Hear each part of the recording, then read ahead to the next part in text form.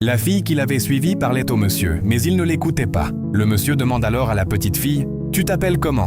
Elle répond doucement « Rebecca ». Le monsieur lui demande ensuite « Tu viens d'où ?»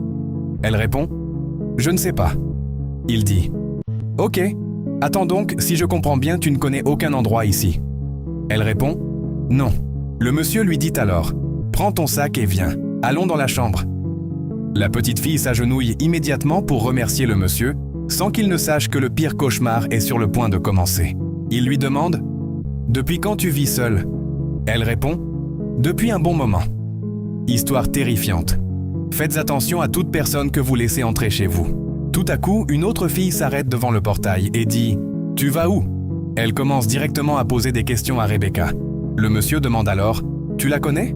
La fille répond « Si tu la fais entrer dans votre maison, il y aura de graves problèmes. » Le monsieur dit « Ah bon ?»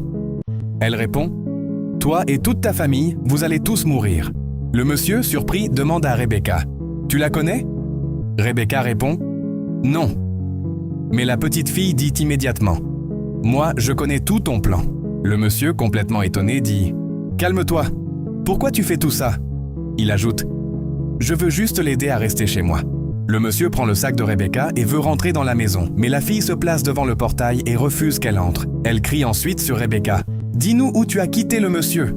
Le monsieur dit alors « Elle veut juste que tu répondes. » Mais l'esprit nie tout et dit « Je ne comprends rien à ce qu'elle raconte. » Quelques secondes plus tard, la fille s'approche, et voilà que le Saint-Esprit commence à agir. L'esprit pousse un grand cri et recule brusquement. La fille invoque alors le feu spirituel. L'esprit tente de se retourner vers le monsieur pour lui faire du mal, mais la fille lui lance encore le feu. Elle crie tellement qu'elle tombe au sol. Quelques instants après, elle se relève et veut encore attaquer le monsieur, mais la fille invoque à nouveau le feu contre elle. L'esprit se relève une dernière fois pour affronter la fille, mais l'Esprit Saint était plus fort qu'elle. Le monsieur, complètement choqué, reste sans voix devant tout ce qu'il voit. La fille dit alors « Confesse tout et je vais te laisser. » L'esprit se lève brusquement et commence à courir dans la cour. Mais subitement, l'Esprit Saint la dépasse, et elle disparaît immédiatement. Le monsieur crie « Oh Seigneur !» La fille s'approche ensuite de lui et dit « C'est un esprit.